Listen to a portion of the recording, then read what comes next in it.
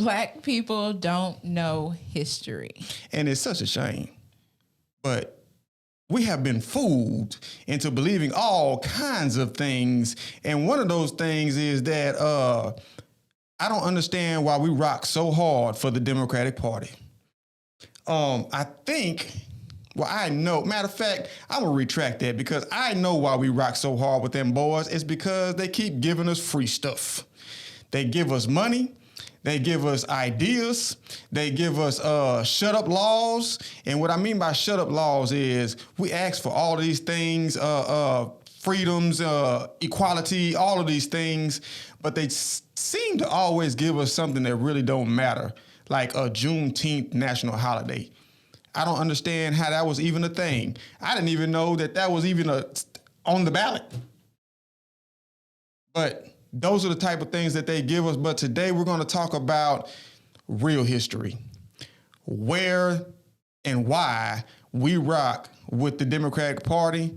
So let's get into it. I don't know. I don't know why we rock with the Democratic Party. I'm going to be honest. I think why I did, because at the time when I was 18, when I was first able to vote, guess who was becoming the president of the United States? Who that? Barack Obama. Barack. So I was excited. We were all excited because we were taught, and plus, this was my senior year in high school as an 18-year-old, and I was taking U.S. government, and I think it's 2 classes you have to take your senior year here in Texas, and it wasn't economics, but anyhow, we were learning about because it was a presidential election year, we were learning about it, and so I remember I'm going to vote for Barack Obama. Because what was the core reason why? I'm sorry. You were about to get you rolling into it. Because he was a black man.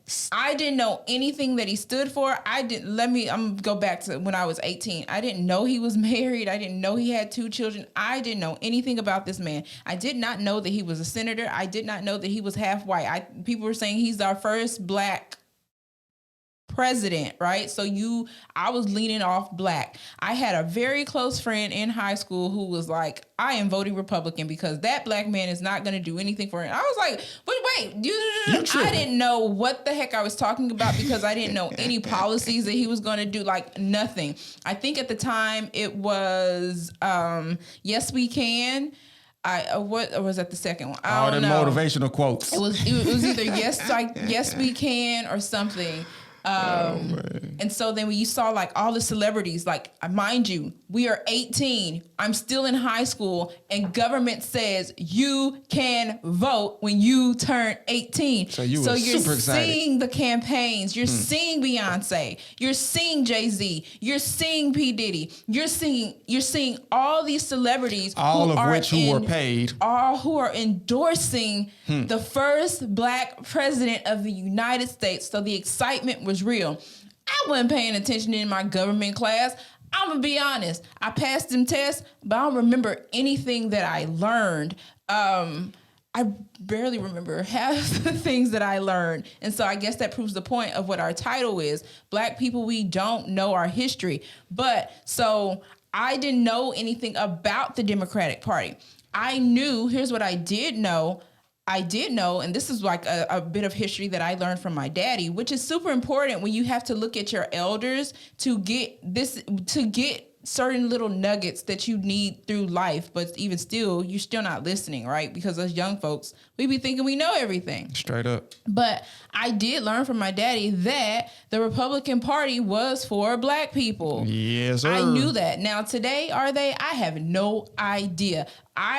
Today, at 32 years old, I go off of, are you credible to do the job? See, I take surveys, right? And it always asks, are you a Democrat? Are you a Republican? Are you an independent? Are you something else? I always put I'm an independent because I see both sides.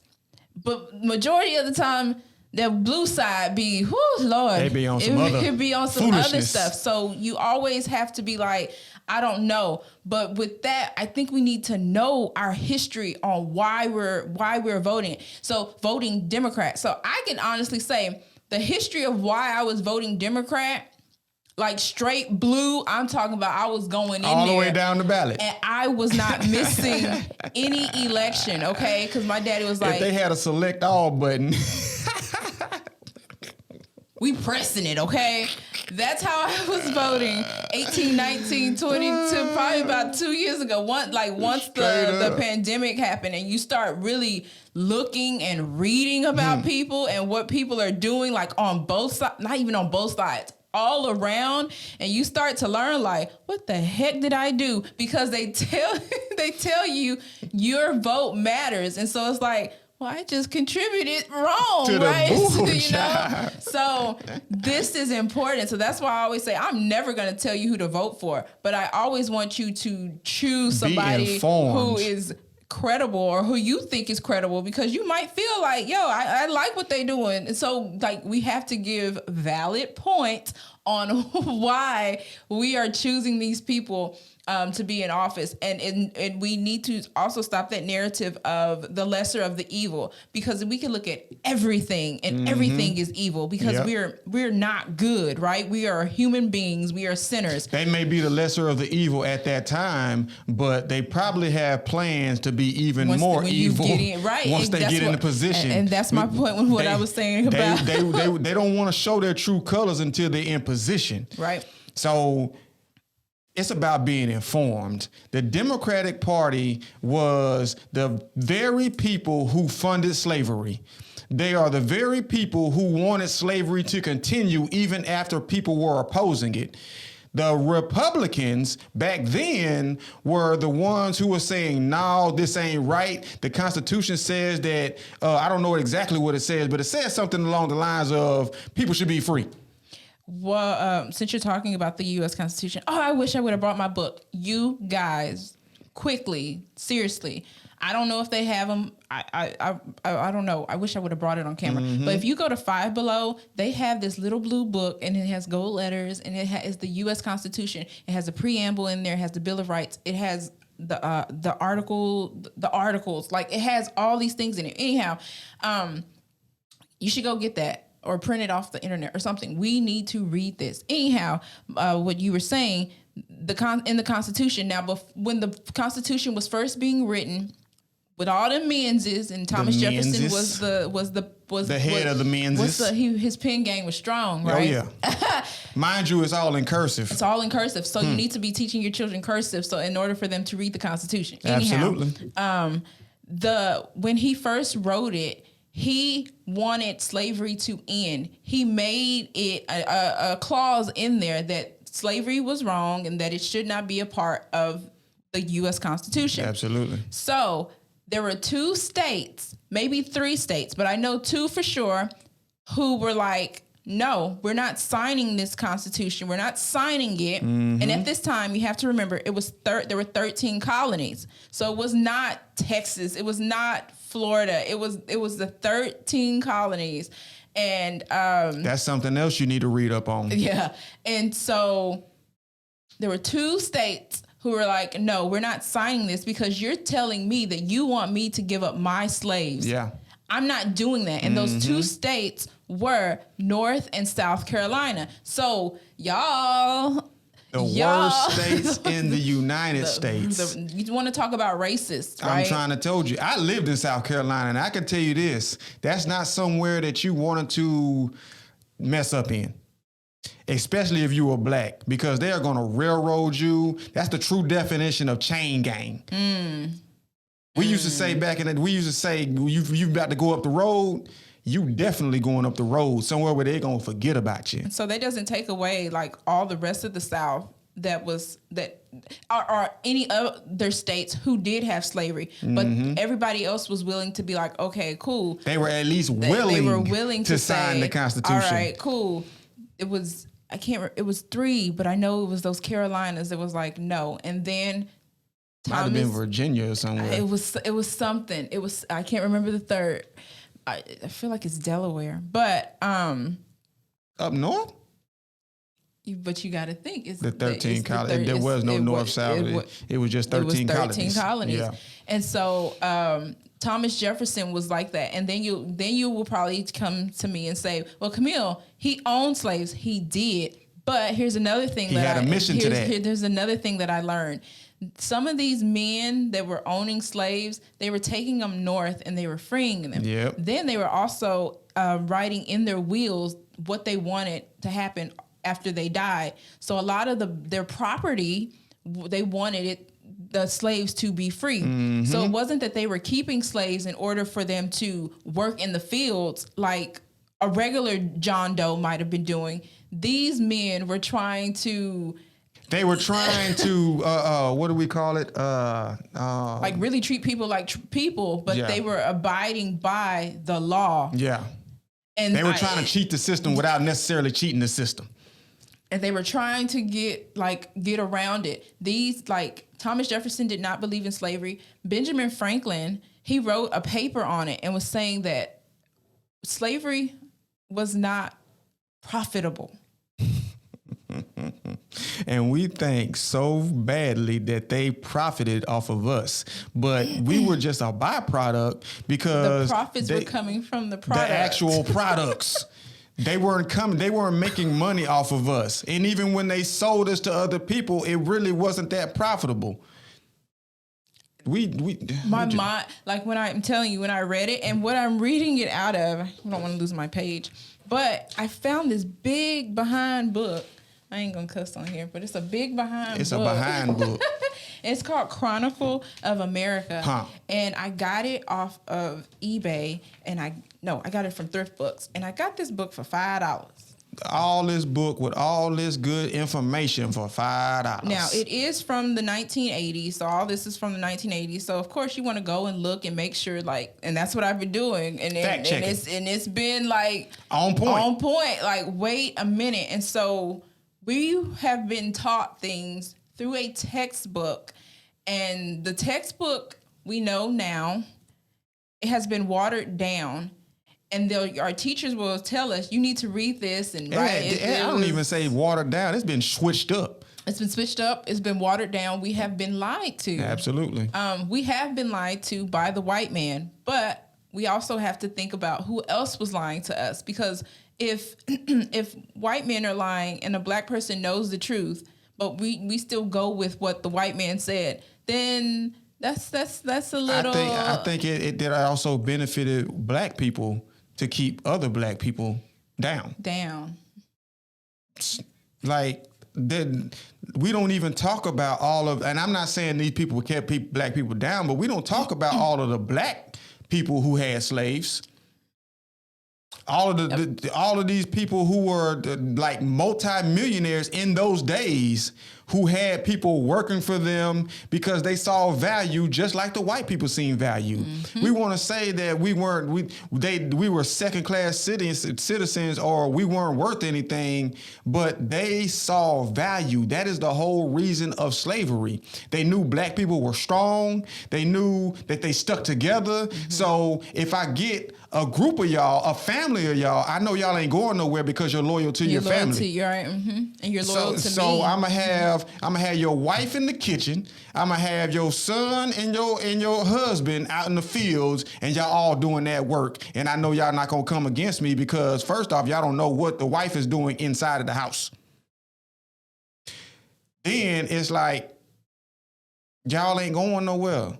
The family structure was so strong that they knew the value in holding us and putting us to work. Yeah, they knew the value of what held us together and what would hurt us, because even in that, they would sell your children. They would sell your husband, or your partner, or whoever it was. They would sell you because, maybe you were rebelling, and that was not a thing. If you ain't act right, then they'll separate you right. deliberately. So I think we all know those things. And if we think about it, those are the same values that Democrats are pushing today. It's anti-family, reproduction. It makes sense.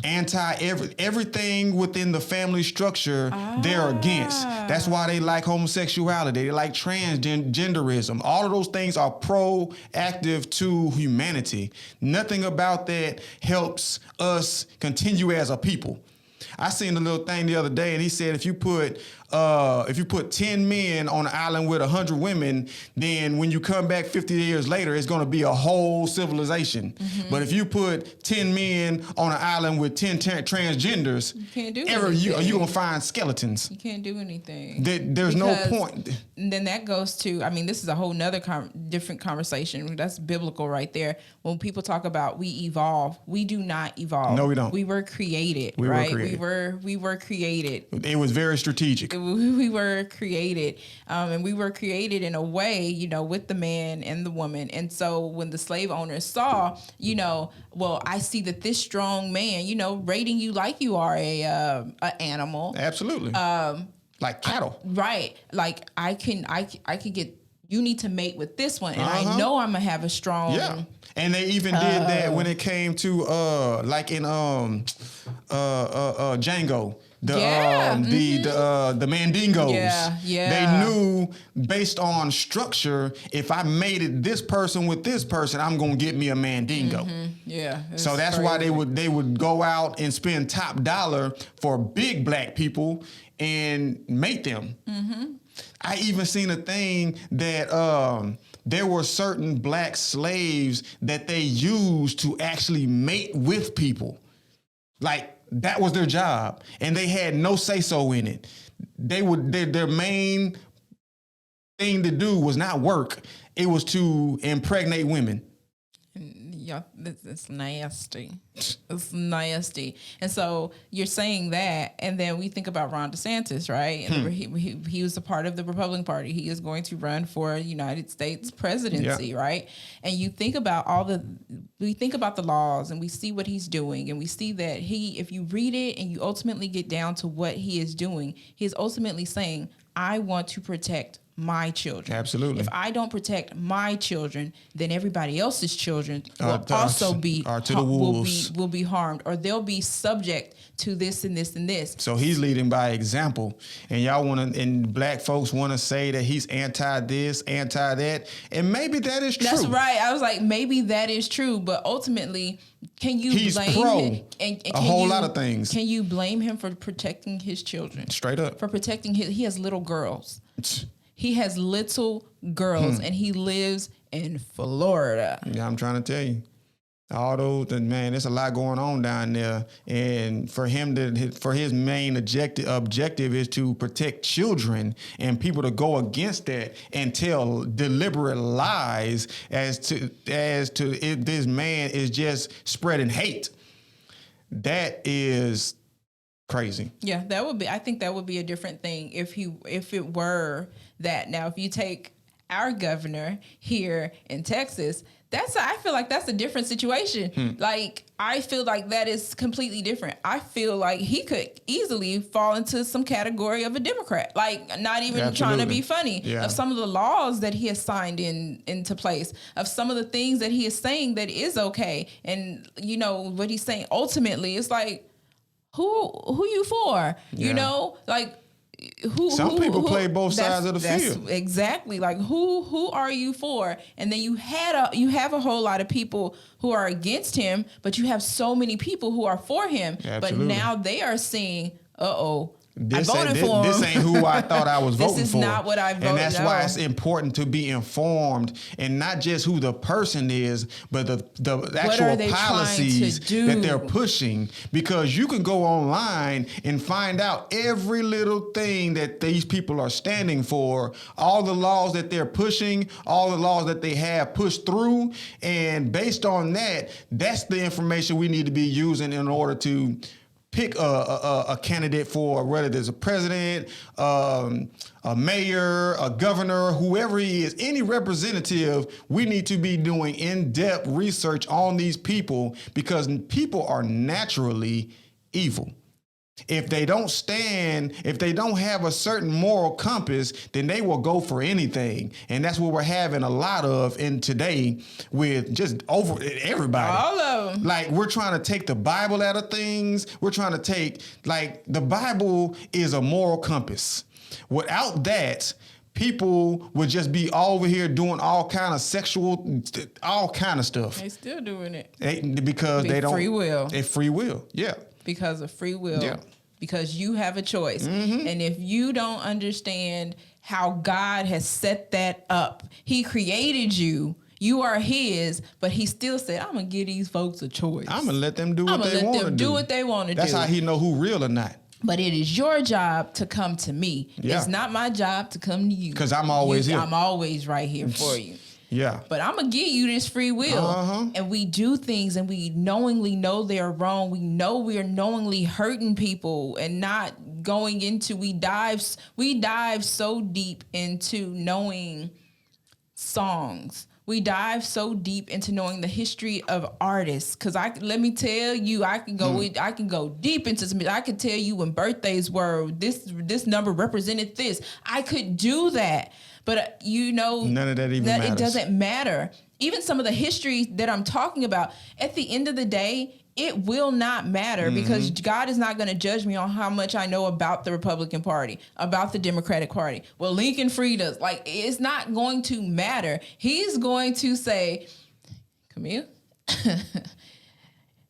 you take me as your Lord and Savior? And I absolutely do. Based on your actions. I absolutely do. Those are the results you going to get. I absolutely So just do. walking around talking about God first, that ain't going to do nothing for you if you ain't got no relationship with him.